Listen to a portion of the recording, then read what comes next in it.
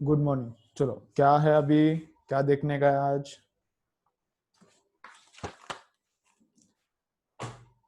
Okay, last lecture नहीं हो पाया फ्राइडे का। नेट का प्रॉब्लम था, वो आ गया था, स्टार्ट हो गया था, लेकिन वापस उसका कट हो गया शायद, तो इसलिए नहीं हो पाया। ओके चलो, तो क्या क्या हुआ है थर्सडे के लेक्चर में? क्या क्या हुआ था? एक तो हुआ था कि सेंटर ऑफ मास कैसे निकालने का। तो सेंटर ऑफ मास कैसे निकालने का,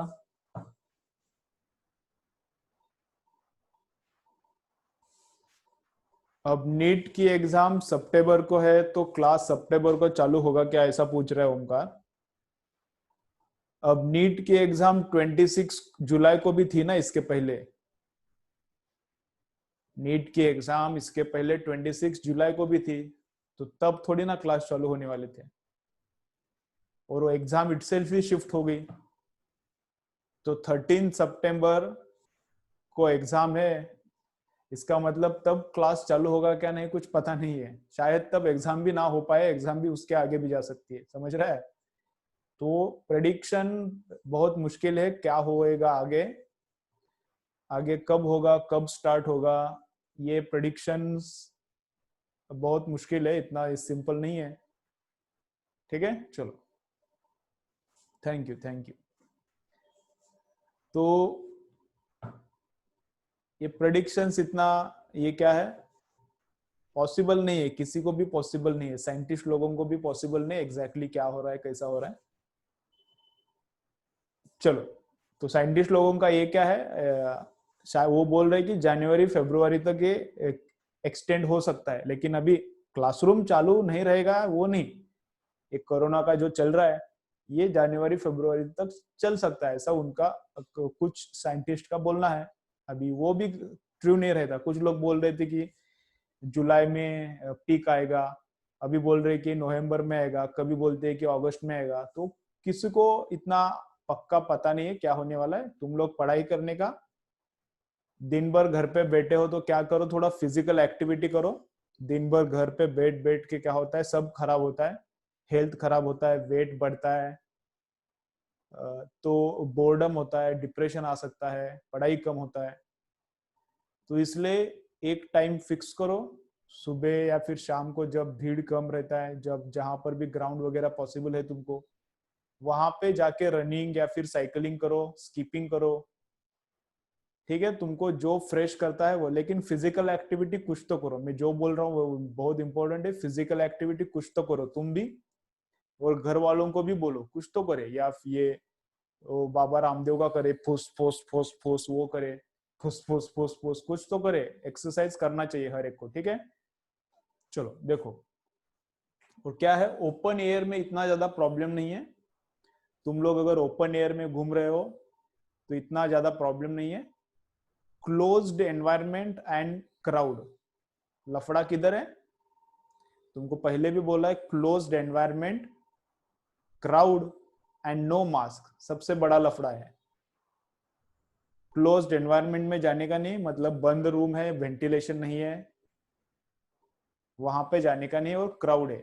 ठीक है, बाकी थोड़ा फिजिकल एक्टिविटी करते रहो तो डिप्रेशन नहीं होगा, तो थोड़ा अच्छा फिजिकल हेल्थ भी रहेगा, पढ़ाई भी अच्छी होगी। ठीक है, सुनो मेरा जरा, मैं जैसा बोलता हूँ वैसा करो। पढ़ाई कितना होना चाहिए, 8 to 9 आवर्स डेली पढ़ाई होना चाहिए। 8 to 9 आवर्स डेली पढ़ाई होना चाहिए। अब कुछ स्टूडेंट्स ऑनलाइन लेक्चर्स देखने को नहीं आ रहे। अभी अपने क्लासरूम में कितने स्टूडेंट्स थे तुमको पता है, 120-130 के आसपास रहेंगे।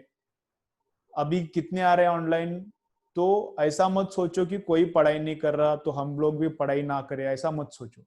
ठीक है, हर एक क्लास में ऐसा ही हो रहा है, हर एक इंस्टीट्यूट, हर एक क्लासेस में ऐसा ही हो रहा है, हर एक इंस्टीट्यूट में भी ऐसा ही हो रहा है। ये क्यों है? क्योंकि जो इनसिंसियर है, जिनको क्लासरूम में बैठ के ध्यान नहीं लगता बोर्ड के ऊपर, मैं जब गाली देता हूँ उसको 10 बार, तब भी उसको बोर्ड की तरफ देखने का उसका मन नहीं लगता, उसका हमेशा इधर उधर डिस्टरबेंस होते रहता है। तो वो लोग ऑनलाइन पे लेक्चर कैसे देख पाएंगे? वो क्लासरूम में बैठ के, मेरे सामने बैठ के, मैं जब उसको 10 बार गाली देता हूँ, फिर भी वो बोर्ड की तरफ उसको देखने का मन नहीं रहता। तो वैसे वाले स्टूडेंट्स कि जिनका कंसंट्रेशन कम है वो वाले ऑनलाइन पे लेक्चर्स नहीं देख सकते, ठीक है। लेकिन तुम लोग ऐसा गलत फहमी में मत रहो कि बहुत स्टूडेंट्स लेक्चर नहीं देख रहे तो मेरिट बहुत ही कम आ जाएगा और तुम्हारा नंबर इजीली लगेगा। ऐसा नहीं है। जितने भी सिंसियर लोग हैं उतने ऑनलाइन लेक्चर देख रहे हैं, जितने भी सिंसियर स्टूडेंट है, और सिंसियर स्टूडेंट इतना ही रहता है 10-15%, 10-15%, इतने ही 15 मैक्सिमम 20%, इतने ही सिंसियर स्टूडेंट्स रहते हैं। और इतने सिंसियर स्टूडेंट्स हर एक क्लासेस में, हर एक जहां पर भी क्लास है उनका, वहां पे अच्छे से लेक्चर देख रहे हैं, ठीक है। तो तुम लोग ऐसा गलत फहमी में मत रहो कि कोई भी देख नहीं रहा तो मैं भी नहीं देखूंगा, ऐसा मत सोचो तुम लोग। जो सिंसियर है, जिनका कंपटीशन तुम्हारे साथ है, जो सिंसियर है और जिनका कंपटीशन तुम्हारे साथ है, वो लोग लेक्चर देख रहे हैं और वो लोग पढ़ाई भी कर रहे हैं, ठीक है। तो तुमको भी पढ़ाई करना पड़ेगा, अच्छे से पढ़ाई करो। चलो, मैं डेली बोल रहा हूँ क्योंकि एनर्जी कम हो रहा है स्टूडेंट्स का। डेली ऐसा बोल रहा हूँ क्योंकि एनर्जी कम हो रहा है स्टूडेंट्स का, तुम्हारा भी कम हो रहा है।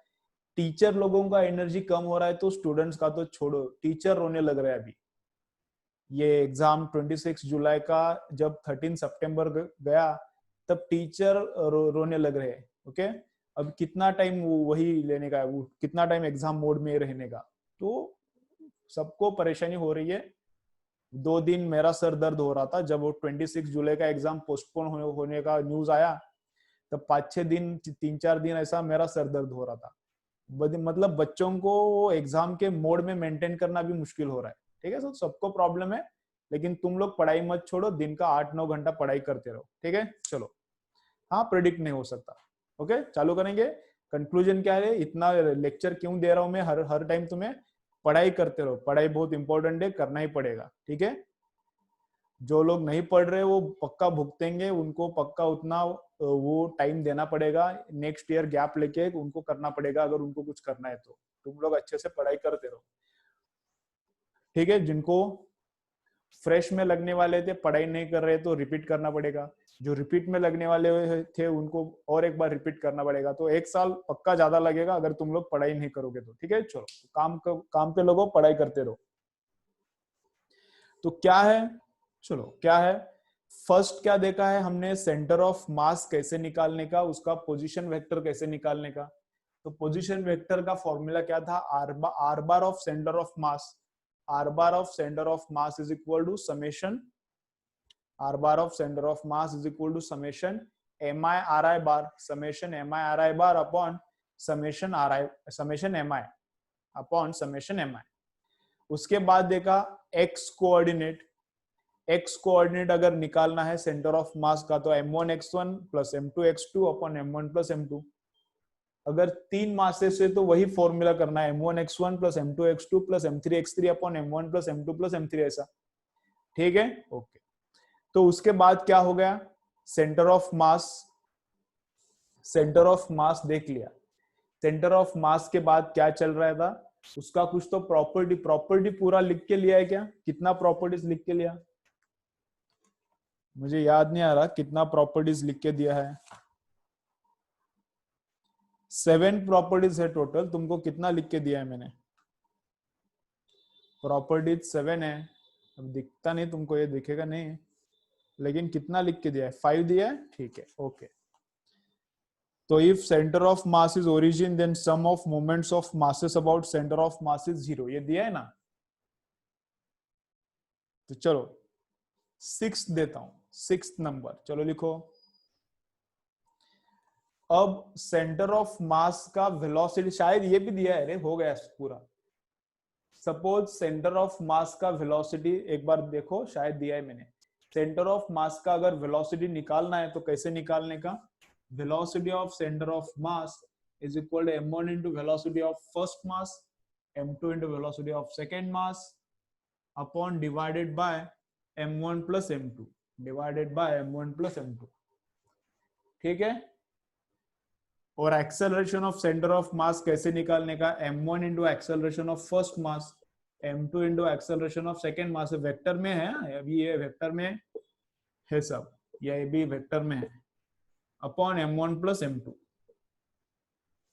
ठीक है। ये भी हो गया है, शायद नहीं हुआ तो लिखो, एक्सेलरेशन हर एक मास का दिया है, तो सेंटर ऑफ मास का एक्सेलरेशन और सेंटर ऑफ मास का वेलोसिटी कैसे निकालने का, दो फॉर्मूले है, दोनों लिख के ले लो। ठीक है, चलो लिखो फटाफट, चलो लिखो।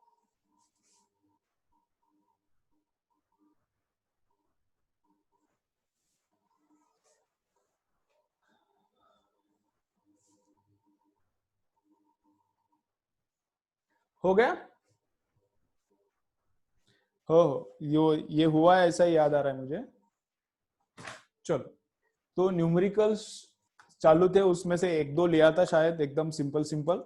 अभी जरा अवकाद वाले अच्छे न्यूमेरिकल्स लेते हैं, तो थोड़ा अच्छे से ध्यान दो। ये डिफिकल्ट वाला पार्ट है, rotational motion chapter itself difficult है। हम लोगों ने डिसाइड किया था, सोरगेकर सर और मैंने, की जब फिजिकल चालू होता है तब रोटेशनल मोशन लेंगे, लेकिन तब हमको लग रहा था कि शायद चालू होगा, लेकिन अब लग रहा है कि अभी कुछ पता नहीं, तो इसलिए रोटेशनल मोशन स्टार्ट किया है।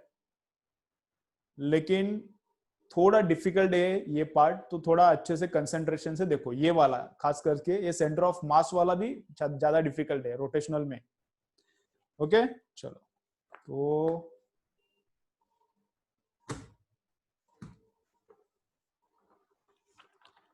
हाँ, मैं एकदम अच्छे से एक्सप्लेन करता हूँ, एकदम स्लो स्पीड में एक्सप्लेन करता हूँ,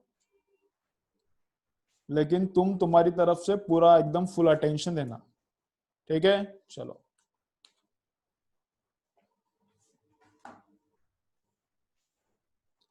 तो क्या बोल रहा है, AI EEE 2003 का क्वेश्चन है। AI EEE 2003 का क्वेश्चन है, क्या है? Two spherical bodies of mass m and 5m।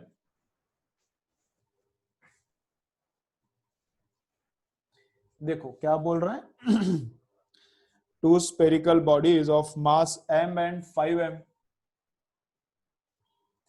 इधर एक है m मास, और इधर एक है ऐसा 2m मास। दो स्पेरिकल बॉडीज है of mass m and 2m, and radii capital R and 2r।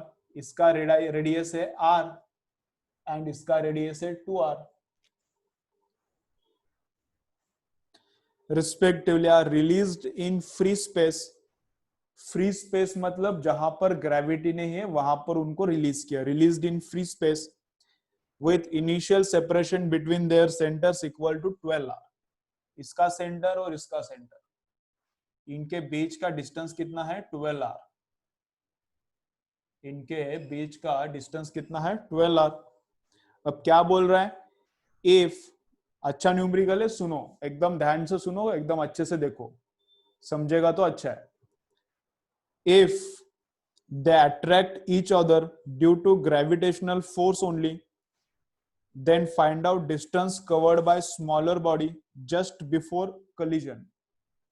then find out distance covered by smaller body just before collision। ठीक है, तो क्या हो रहा है, क्वेश्चन पहले एक्सप्लेन करता हूं। देखो क्या है, यहाँ पे छोटा मास है उसका रेडियस, यहाँ पे बड़ा मास है उसका रेडियस, इस पे और कुछ फोर्स नहीं है। जो फोर्स है वो ये एक दूसरे पे लगाते हैं, ग्रेविटेशनल फोर्स उनके बीच का है, लेकिन बाहर से कोई और उसको फोर्स नहीं लगाता। मतलब यहाँ पे अर्थ है और अर्थ उसको नीचे खींच रहा है, ऐसा वाला कुछ फोर्स नहीं है। फ्री स्पेस में अपना अपना दो ही ऑब्जेक्ट्स है, तो ये ऑब्जेक्ट इसको इधर खींचेगा, ये उसको अपनी तरफ खींचेगा, ग्रेविटेशनल फोर्स, और ये ऐसा पास पास पास पास आएंगे।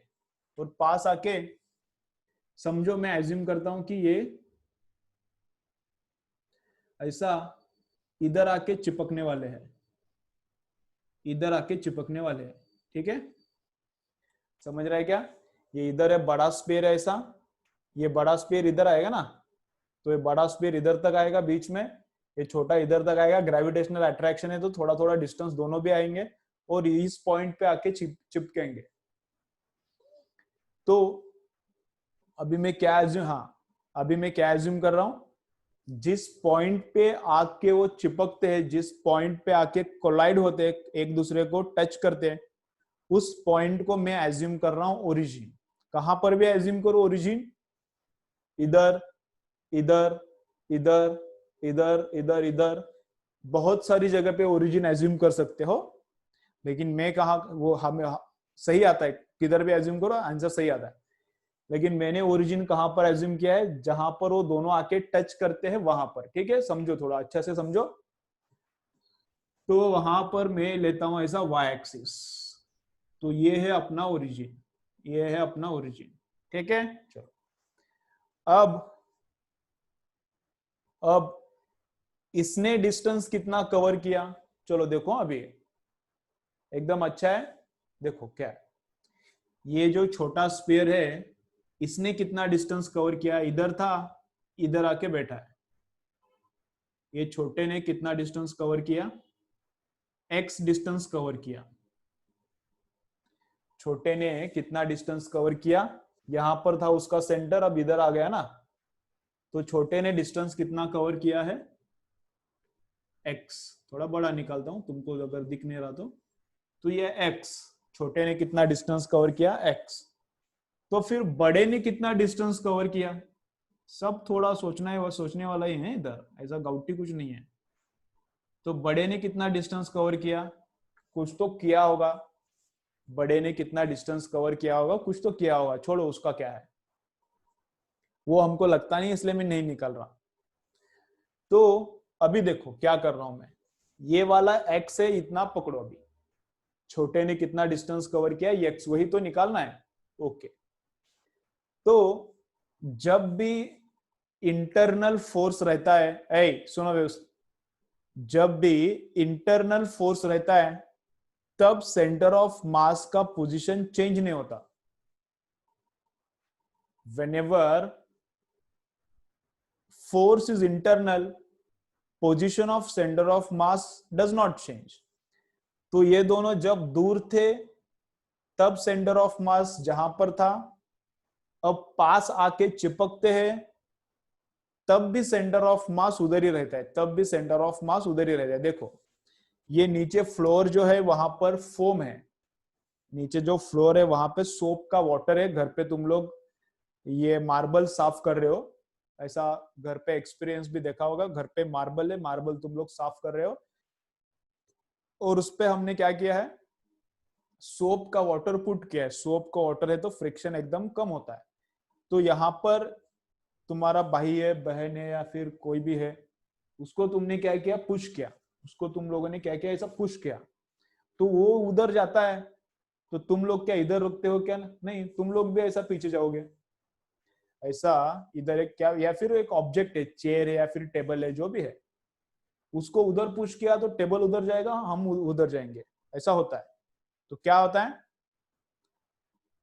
सेंटर ऑफ मास, जो ऑब्जेक्ट है जिसको हमने पुश किया है, जो ऑब्जेक्ट है जिसको हमने पुश किया, उसका और अपना सेंटर ऑफ मास दोनों का मिलके जिधर है, उसको पुश करने के बाद भी सेंटर ऑफ मास उधर ही रहता है, क्योंकि जो ऑब्जेक्ट जितना उधर जाता है उतना ये मास इधर जाता है। तो इंपॉर्टेंट फॉर्मूला क्या है, centre of mass does not change because of internal force. ये लिख के लो, शायद लिख के दिया है प्रॉपर्टी में, प्रॉपर्टी में हुआ होगा, नहीं हुआ है लिख के लो, ये प्रॉपर्टी में नहीं हुआ, लिखो लिखो एक बार, position of centre of mass लिखो, नोट लिखो, नोट लिखो। थोड़ा डिफिकल्ट एग्जांपल है लेकिन एकदम मजा आएगा, समझेगा तो मजा आएगा। समझता है तुम लोग, थोड़ा कंसंट्रेट करो, समझता है क्या है, position of centre of mass does not change, चलो लिखो note, position of center of mass, position of center of mass does not change, position of center of mass does not change because of internal force, because of internal force, position of center of mass does not change, position of center of mass does not change,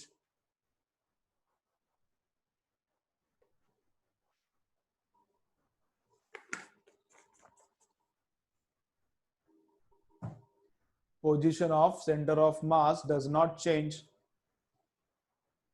because of internal force। ठीक है, चलो तो देखो वापस मैं बोलता हूं इधर, तो सेंटर ऑफ मास जब ये दोनों दूर थे और सेंटर ऑफ मास ये दोनों पास आने के बाद वहां पर ही है, वो कुछ चेंज नहीं हुआ, सेंटर ऑफ मास उधर का उधर ही है, ठीक है। तो इंटरनल फोर्स मतलब क्या, मैंने इस पे लगाया तो वो एक्सटर्नल फोर्स हो गया। इन दोनों को मिलके हमने सिस्टम कंसीडर किया है, तो इसने उस पे जो लगाया और इसने इस पे जो लगाया वो इंटरनल फोर्स है, ठीक है। मैंने मेरे सर के ऊपर फोर्स लगाया, ऐसा मैंने मेरे सर के ऊपर फोर्स लगाया, दिस इज इंटरनल फोर्स। लेकिन ग्रेविटी जो मेरे सर को नीचे खींच रही है वो एक्सटर्नल है, ग्रेविटी मेरा सिस्टम के अंदर में नहीं पकड़ रहा हूं। तो ये इन दोनों का मिलके हमने सिस्टम कंसीडर किया है, दोनों का मिलके सिस्टम। तो इसने जो इस पे लगाया ग्रेविटेशनल फोर्स और इसने जो इस पे लगाया वो इंटरनल है फोर्स, और उसका बिकॉज ऑफ दैट फोर्स वो पास में आ रहे हैं, और बाकी का बाहर का कोई फोर्स है ही नहीं, ठीक है, ऐसा है। तो देखो कैसा है, तो क्या है, देखो थोड़ा ध्यान से देखो अभी क्या है। तो इसको मैंने क्या पकड़ा है, ओरिजिन पकड़ा है। तो ये डिस्टेंस कितना है, मतलब ये बड़े वाले का सेंटर का डिस्टेंस, मतलब बड़े वाले का ये सेंटर ऑफ मास है, बड़े वाले का सेंटर किधर है, कितना डिस्टेंस पे है, 2r डिस्टेंस पे। बड़े वाले का सेंटर कितना डिस्टेंस पे है, 2r, और छोटे वाले का डिस्टेंस कितना पे है, r पे है। यहाँ पे ओरिजिन एज्यूम किया है ना, तो बड़े वाले का सेंटर कितना डिस्टेंस पे है, 2r, और छोटे वाले का सेंटर कितना डिस्टेंस पे है, r पे है। तो सेंटर ऑफ मास का x कोऑर्डिनेट, सेंटर ऑफ मास का x कोऑर्डिनेट कब, आफ्टर, आफ्टर मतलब वो पास में आने के बाद, centre of mass, x coordinate of centre of mass after, ऐसा लिखा है, x coordinate of centre of mass after, मतलब वो चिपकने के बाद x कोऑर्डिनेट सेंटर ऑफ मास का। तो ये ऊपर नीचे जाता नहीं ना, तो y कोऑर्डिनेट चेंज नहीं होता, इधर जाता है तो y x कोऑर्डिनेट ही बस चेंज होता है। तो कैसा करने का, m1 x1 पहला वाला मास, बड़ा स्फीयर पहला लेता हूं मैं, तो कितना 2m, इंटू उसका x कोऑर्डिनेट कितना है 2r, प्लस दूसरा वाला मास क्या है, capital M, m1 x1 plus m2 x2, और उसका डिस्टेंस कितना है, उस मास का ओरिजिन से डिस्टेंस कितना है, लेफ्ट की तरफ है इसलिए माइनस r, और divided by m1 plus m2, m1 plus m2। ये हो गया सेंटर ऑफ मास आफ्टर, ये हो गया सेंटर ऑफ मास आफ्टर। अब सेंटर ऑफ मास बिफोर भी तो होना चाहिए, वो भी सेम उधर ही रहेगा, तो centre of mass after is equal to centre of mass before. अब बिफोर का सेंटर ऑफ मास कैसे निकालेंगे, m1 x1, तो पहला मास कितना है 2m, पहला वाला मास कितना है 2m, उसका बिफोर डिस्टेंस कितना है, वो चिपकने से, वो दोनों चिपकने से पहले डिस्टेंस कितना है, तो देखो ये डिस्टेंस है, वो किधर है, ये डिस्टेंस है, ये डिस्टेंस है वो, समझ रहे हैं ना। पहले वाले मास का ओरिजिन से डिस्टेंस कितना है, तो ये है, तो वो कैसे निकालने का, चलो पहले इधर का निकालते बाद में उधर का निकालते। और दूसरे वाले मास का इधर क्या आएगा, m2 x2, दूसरा वाला मास इंटू उसका डिस्टेंस, तो उसका डिस्टेंस कितना है, ये दूसरे वाले मास का ओरिजिन से कितना डिस्टेंस है, तो इतना डिस्टेंस है। तो ये कैसा निकालेंगे, देखो ये है r और ये पार्ट है x, ये x अज्यूम किया हमने, और ये r, तो ये टोटल डिस्टेंस कितना हो गया, r plus x, total distance कितना हो गया, r प्लस x, लेकिन माइनस आएगा, इधर का माइनस मैंने बाहर लिया है, माइनस आएगा, लेफ्ट की तरफ डिस्टेंस है, ये वाला डिस्टेंस लेफ्ट की तरफ है इसलिए माइनस, ये भी लेफ्ट की तरफ था इसलिए माइनस आर लिया, तो माइनस बाहर लिखा है, बस इतना क्या है, माइनस क्या किया है, बाहर लिखा है, ठीक है। थोड़ा ध्यान से देखो, बाद में तुम लोग आंसर और निकालो, कैलकुलेशन करो, थोड़ा ध्यान इधर दो पहले, नहीं तो समझेगा नहीं, ये चिल्लर नहीं है। तो छोटा मास और उसका ओरिजिन से डिस्टेंस कितना है, ये वाला, ये तो ये पूरा डिस्टेंस मतलब दिस प्लस दिस, ये है छोटा आर, स्मॉल आर, ये कैपिटल आर, और ये है एक्स, तो आर प्लस एक्स, लेकिन लेफ्ट की तरफ है इसलिए माइनस आर प्लस एक्स। तो ये बचा हुआ डिस्टेंस कितना है, ये वाला डिस्टेंस कितना है? टोटल इन दोनों के बीच में है 12 आर, टोटल इन दोनों के बीच में 12 आर है, तो उसमें से ये वाला माइनस करना पड़ेगा ना। ये कितना आया अभी अपना, ये टोटल 12 आर, हमको ये निकालना है, ये चाहिए मुझे। ये टोटल 12 आर है, उसमें से ये वाला पार्ट कितना अभी लिखा ना उधर, आर प्लस एक्स, तो 12 आर में से आर प्लस एक्स गया तो कितना आता है, 11 आर माइनस एक्स, तो कितना आता है 11 आर माइनस एक्स, तो यहाँ पे 11 आर माइनस एक्स और divided by m1 plus m2, divided by m1 plus m2। ठीक है, ये अंडरस्टैंड हुआ क्या? कितने लोगों को अंडरस्टैंड हुआ अभी? इसको बस अभी सॉल्व करने का x निकल जाएगा, x ही अपना आंसर है। अंडरस्टैंड हुआ क्या? नहीं हुआ तो टेंशन नहीं लेने का, डिफिकल्ट है मुझे पता है, तो बोलो कैसा है, क्या करो? कितने लोगों को समझा बोलो मुझे, नहीं समझा तो क्या टेंशन लेने का, नहीं बोलने का। ओके, तो इतना लिख के लो, डायग्राम निकालो, ये लिख के ले लो, और एक बार मैं एक्सप्लेन करता हूं फिर सॉल्व करेंगे। ठीक है, चलो फटाफट करो काम। डायग्राम एक बार लिख के लो, फिर मैं एक्सप्लेन करता हूं, फिर सॉल्व करेंगे। इधर थोड़ा डिफिकल्ट है, सेंटर ऑफ मास का ऐसे वाले न्यूमेरिकल्स थोड़ा डिफिकल्ट है, इंटरनल फोर्स वाला। देखो समझता है क्या? मैं एकदम आराम से समझाता हूँ, समझा तो अच्छा है, नहीं समझा तो छोड़ दो, नहीं समझा तो ये वाले न्यूमेरिकल्स, ऐसे वाले न्यूमेरिकल्स छोड़ो। ठीक है, लिखो पहले, इधर तक लिखो, मैं रिपीट करता हूँ।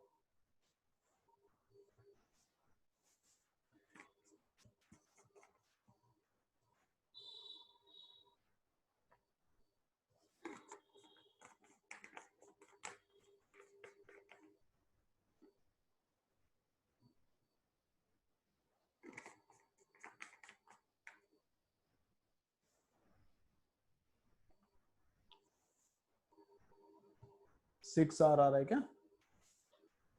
सिक्स आर नहीं आएगा, सिक्स आर आंसर नहीं है। देखो एक बार, सिक्स आर नहीं आएगा, इधर नीचे का और वो नीचे का कैंसिल होता है, फिर सॉल्व करो बाकी का।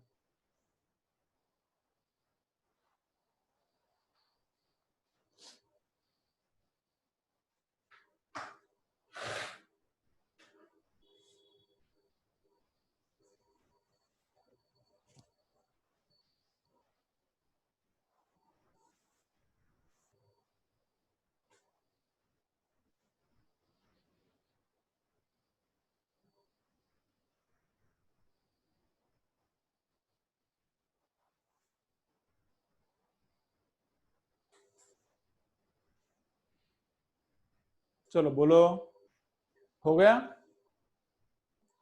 लिख के हो गया क्या?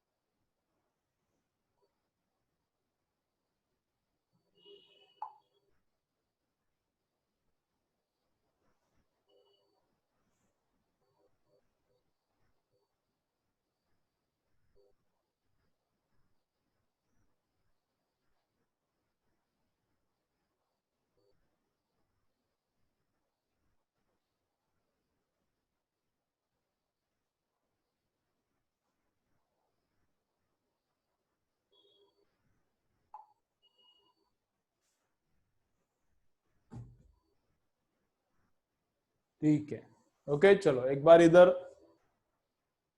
मैं और एक बार रिपीट करता हूँ, फिर आगे जाएंगे। क्या क्या आंसर निकाल रहे हो रे? 7.8, 7, 6, एक भी ऑप्शन में नहीं है, एक भी ऑप्शन में नहीं। 1.5, 2.5, 4.5, 7.5 ऐसा है। कुछ भी आंसर निकाल रहे हो। चलो इधर, चलो देखो इधर अभी कैसा है, मैं और एक बार रिपीट करता हूं फिर सॉल्व करेंगे। चलो तो देखो, यहां पर ऑब्जेक्ट था छोटा, ए इधर, यहां पर ऑब्जेक्ट था छोटा, यहां पर ऑब्जेक्ट है बड़ा, ठीक है।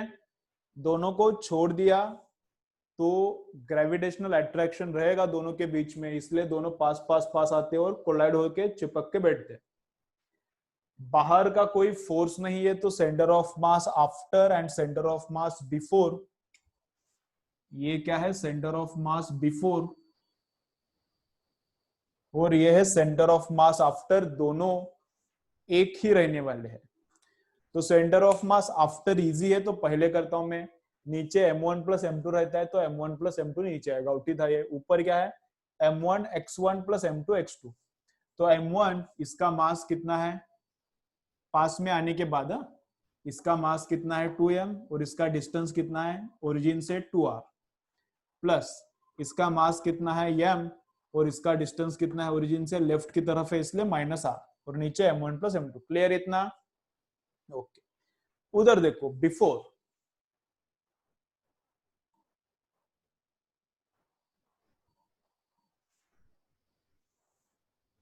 ऐसा है क्या, ठीक है, ओके, नो प्रॉब्लम। तो ये हो गया मास बिफोर, ये क्या हो गया, मास बिफोर, और ये sorry centre of mass before, ये हो गया सेंटर ऑफ मास आफ्टर। अब x coordinate of centre of mass कैसे निकालेंगे, देखो m1, ये पहला वाला मास 2m, और इसका डिस्टेंस कितना है, पहला वाला मास कितना है 2m, और इसका डिस्टेंस कितना है देखो। तो वो डिफिकल्ट था, तो पहला हमने वो किया छोटा वाला मास, तो छोटा वाला मास इंटू उसका डिस्टेंस। तो छोटा वाला मास इधर है बिफोर, और उसका डिस्टेंस कितना है ये पूरा, तो ये है r और ये है x, तो टोटल कितना हो गया r प्लस एक्स, लेकिन लेफ्ट की तरफ है इसलिए माइनस r प्लस एक्स। अभी ये हो गया r प्लस एक्स, टोटल है 12r, ये r प्लस एक्स, टोटल है 12r, तो बचा कितना 12r माइनस ये r plus x, 12r minus r plus x, तो वो 11r माइनस एक्स, तो इधर लिखा, ठीक है। यहाँ पर 5m दिया है क्वेश्चन में, जो एररलेस में क्वेश्चन है बराबर है, यहाँ पर 5m दिया है, मैंने 2m दिया है, तो आंसर अलग आएगा, ठीक है, कोई प्रॉब्लम नहीं, ठीक है। तो इसको सॉल्व करेंगे, इसको ये पूरा कैंसिल हो गया, कैपिटल एम बाहर निकालो इसमें से, उसमें से भी कैपिटल एम बाहर निकालो, तो वो भी कैंसिल हो जाएगा। तो बचा हुआ है उसको सॉल्व करता हूं मैं, 2 into 2 4r minus A R is equal to, उधर क्या है 11r माइनस वो r, तो 10r है ना, 11 नहीं थोड़ा अलग आएगा, रुको, 2 इंटू 11 तो 22r minus 2x, 22r minus 2x minus r minus x। तो 22 माइनस आर कितना हो जाएगा, 22 माइनस आर हो जाएगा 11r, 11 नहीं 21r, और माइनस 2x, और ये माइनस एक्स कितना हो जाएगा माइनस 3x, तो कितना होता है देखो, और इधर करता हूं मैं 4r minus r 3r, 22 minus 1 21r, और माइनस 2 और माइनस 1 माइनस 3x, तो माइनस 3x को इधर भेजता हूं 3x, और ये आता है 18r, आंसर क्या आता है फिर 6r। चलो लिखो, आंसर क्या आता है 6r, हाँ 6r जिनका आया है सही है, आंसर क्या आता है 6r, माइनस नहीं आता आंसर, प्लस ही आता है, माइनस कैसे आएगा, आंसर माइनस नहीं आता। इसने कितना डिस्टेंस मूव किया, माइनस थोड़ी ना, कोऑर्डिनेट्स पूछा नहीं है मैंने, डिस्टेंस पूछा है, तो प्लस ही आएगा आंसर, 6r आता है, प्लस आता है। चलो लिखो, चलो लिख के ले लो फटाफट।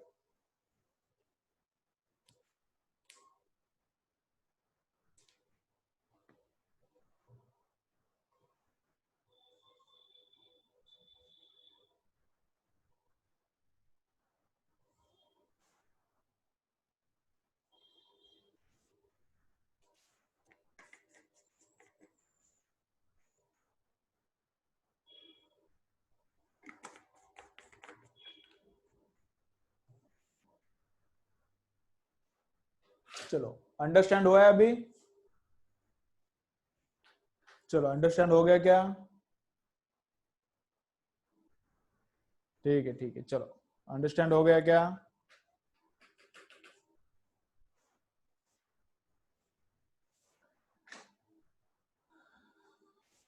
सबको सबको अंडरस्टैंड हुआ है क्या? बोलो कैसा है? ठीक है, चलो ऐसे ही न्यूमेरिकल्स एक दो लेता हूं आज मैं, ऐसे ही एक दो न्यूमेरिकल्स लेता हूं। तो आज थोड़ा दिमाग को शॉर्ट बैठ सकता है, दिमाग थोड़ा ठंडा पड़ सकता है, हैंग हो सकता है। आज ऐसे ही एक दो न्यूमेरिकल्स लेता हूं तो क्लियर हो जाएगा कंसेप्ट। ठीक है, तो देखो,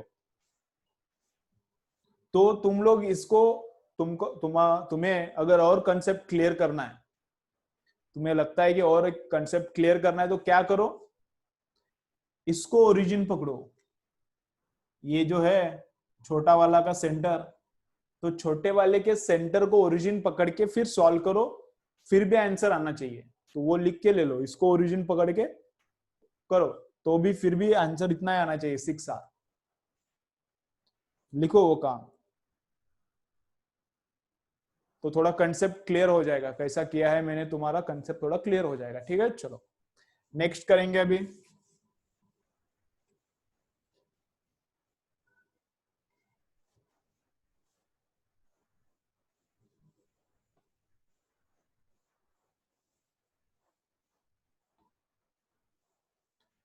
ठीक है, ट्राई करके देखो वैसा आता है क्या।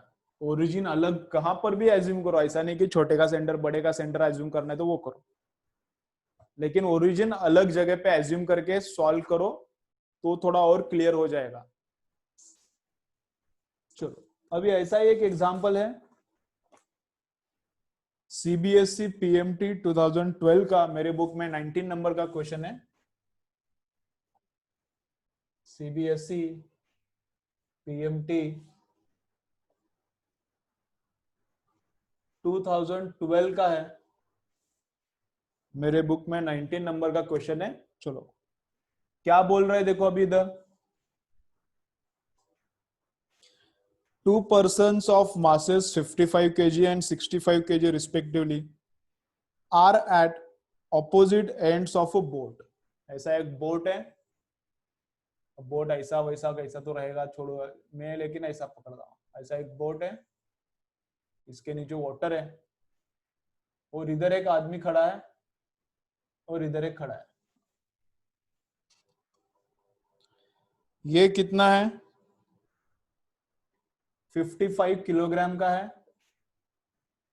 वो ये वाला है 65 किलोग्राम का है। Length of boat is 3 metre, length of boat is 3 metre and mass of boat is 100 kg। Boat का जो मास है, बोट का मास कितना है? 100 kg है। Mass of boat is 100 kg। तो यहां पे क्या बोल रहा है, the 55 kg man walks up to 65 kg man. 55 kg man walks up to 65 kg man.